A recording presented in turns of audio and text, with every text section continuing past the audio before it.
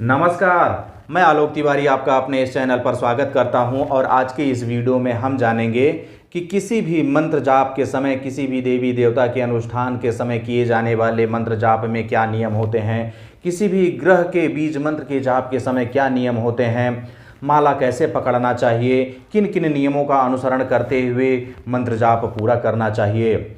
इस वीडियो में हम उन्हीं के बारे में जानकारी प्राप्त करेंगे कि माला कैसे पकड़ना चाहिए, मंत्र जाप के समय किन किन नियमों का अनुसरण करते हुए हमें किन किन नियमों का पालन करते हुए मंत्र जाप करना चाहिए। तो आइए सबसे पहले हम देखते हैं माला के बारे में। सबसे पहले आपको एक माला लेनी होगी।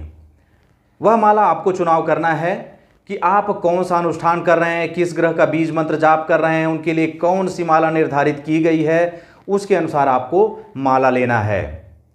और माला का निर्धारण आप कैसे कर पाएंगे उसके संबंध में वीडियो मेरे चैनल पर उपलब्ध है। वहां जाकर के आप देख सकते हैं कि किस ग्रह के लिए कौन सी माला निर्धारित की गई है, किस देवी देवता के लिए कौन से माला निर्धारित किए गए हैं, वह माला आप ले सकते हैं। लेकिन आपको एक बात बता दूं कि यदि वे सारे माला आपको उपलब्ध न हो पाए तो आप रुद्राक्ष की माला ले लीजिए। रुद्राक्ष की माला सभी मंत्रों के जाप हेतु उपयुक्त मानी गई है। यदि आपके पास एक रुद्राक्ष की माला है तो किसी अन्य माला की आवश्यकता नहीं है। लेकिन यदि आप चाहें तो ग्रहों के बीज मंत्र के लिए ग्रहों के अनुसार माला ले सकते हैं। देवी देवताओं को उनके मंत्रों के हिसाब से उन देवी देवताओं के लिए जो माला निर्धारित किया गया है उसे भी आप ले सकते हैं। लेकिन आप जो भी माला लें वह माला संस्कारित होनी चाहिए। यदि माला का संस्कार नहीं हुआ है तो आपके द्वारा किया गया मंत्र जाप निष्फल होगा, उसका कोई भी पुण्य लाभ आपको प्राप्त नहीं हो पाएगा। और माला का संस्कार कैसे करना है उसकी जानकारी वीडियो के माध्यम से मेरे चैनल पर उपलब्ध है, उसे आप देख सकते हैं। उसका लिंक इस वीडियो के डिस्क्रिप्शन बॉक्स पर उपलब्ध है। साथ ही आपको एक बात और बता दूं कि यदि आपको माला उपलब्ध नहीं हो पा रही है तो आप हमसे संपर्क कर सकते हैं। आपको संस्कारित अथवा बिना संस्कारित दोनों तरह की माला हमसे प्राप्त हो सकेगी। यदि आप संस्कारित कर सकते हैं तो बिना संस्कार किया हुआ माला हम आप तक पहुंचा देंगे। लेकिन यदि आपको संस्कार करने में कोई असुविधा जा रही हो तो आप हमसे संपर्क कर सकते हैं, हम माला संस्कार करके आप तक पहुंचवा देंगे।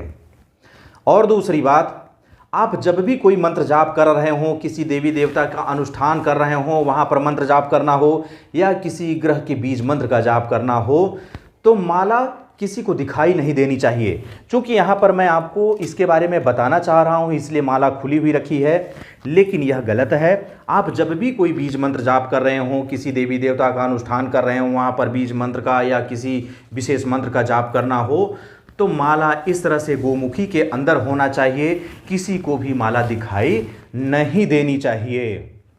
तीसरी बात यह होती है कि आप जब भी कोई बीज मंत्र जाप कर रहे हों या कोई भी अनुष्ठान कर रहे हों, वहां पर मंत्र जाप कर रहे हों तो आपका आसन व्यक्तिगत होना चाहिए। आप किसी अन्य के आसन पर न बैठें। जो आसन यह दिखाई दे रहा है यह आपका व्यक्तिगत होना चाहिए, जिस पर सिर्फ और सिर्फ आप ही बैठ करके बीज मंत्र का जाप करें, किसी अनुष्ठान में मंत्र का जाप करें। किसी अन्य का आसन आपको उपयोग में नहीं लेना चाहिए। चौथी बात यह है कि आप जाप के रूप में जो माला उपयोग में लेते हैं उसे कभी भी गले में धारण न करें, क्योंकि गले में धारण करने के बाद आपका पसीना उस पर लग करके वह अशुद्ध हो जाता है और वह जाप के लायक नहीं रह जाता है।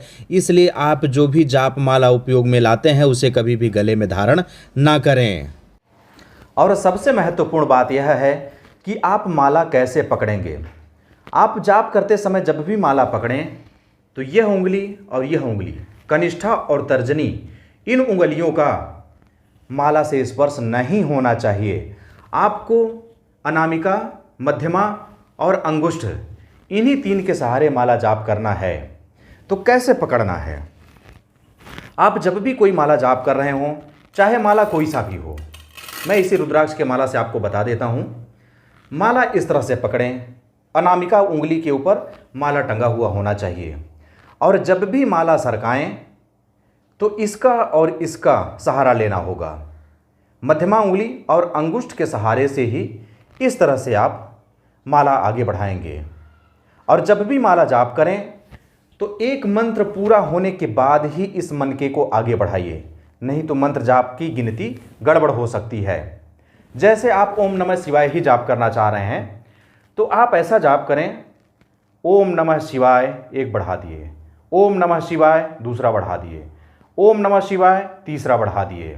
लेकिन यदि आप गिनती चालू कर रहे हैं, मंत्र जाप से पहले ही अगर आप बढ़ाने लगेंगे तो हो सकता है आपकी गिनती अधूरी रह जाए, कहीं पर छूट जाए। इसलिए मंत्र पूर्ण होने के बाद ही एक माला आगे बढ़ाएं। उसके बाद एक महत्वपूर्ण बात और है, इसमें पूरे 108 दाने होते हैं और एक दाना अतिरिक्त होता है जिसे सुमेरु कहा जाता है। पूरे 109 दाने होते हैं, लेकिन माला जाप के समय, मंत्र जाप के समय 108 दानों की ही गिनती होती है, सुमेरु की गिनती नहीं होती है। और जब भी मंत्र जाप किया जाता है तो आप यहाँ से प्रारंभ करेंगे गिनती, और ये माला आगे बढ़ते हुए यहाँ से आपका 108वें में जब पहुँच जाए तो यदि आप एक ही माला जाप कर रहे हैं तो यहीं तक माला को प्रणाम कीजिए और रख दीजिए। लेकिन यदि आप एक से अधिक माला जाप कर रहे हैं तो सुमेरु का उल्लंघन नहीं होना चाहिए। आप जैसे यहाँ तक पहुँचे और यहाँ तक पहुँचने के बाद आगे सुमेरु को लांघना नहीं है, यह आपको विशेष रूप से ध्यान रखना होगा। तो कैसे करना है, जैसे यहाँ तक आप पहुँच गए 108, अब इसको पलट दीजिए, इसको पलट के ये ऐसा ले लीजिए और जहाँ पर 108वां दाना था वह पहला दाना बन जाएगा। और उसके बाद ये उल्टे दिशा से फिर से आप मंत्र जाप कीजिए। आप ध्यान रखिएगा, कभी भी सुमेरु का उल्लंघन नहीं होना चाहिए। सुमेरु इस तरह से कभी आप पार करके आगे न बढ़ें, इसे आप इस तरह से घुमा दें। अब थोड़ी सी हम गोमुखी के बारे में बता दें।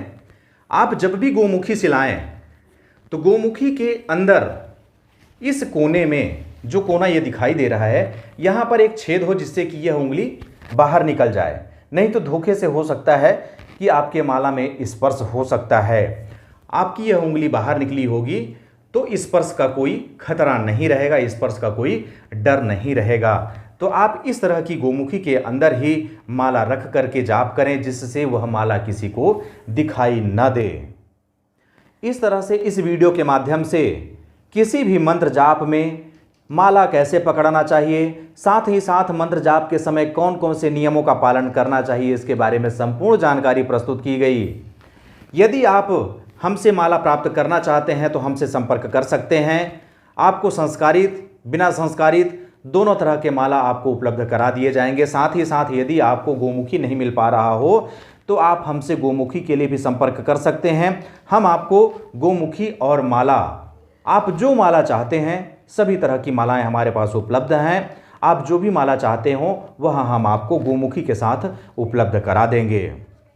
और यदि आप हमारे चैनल के पुराने दर्शक हैं तो आपका बहुत बहुत धन्यवाद। लेकिन यदि आप मेरे चैनल का वीडियो पहली बार देख रहे हैं, पहली बार हमारे चैनल पर आए हैं, तो आपसे अनुरोध है कि चैनल को सब्सक्राइब करके घंटी का बटन भी ऑन कर लीजिए, जिससे कि जब जब मेरे द्वारा वीडियो अपलोड किया जाए तो सबसे पहले सूचना आपको ही प्राप्त हो। अब मुझे आज्ञा दीजिए, मिलते हैं अगले किसी ज्ञानवर्धक वीडियो के साथ। तब तक के लिए जय हिंद, जय भारत, बम बम भोलेनाथ की जय। जय गुरुदेव।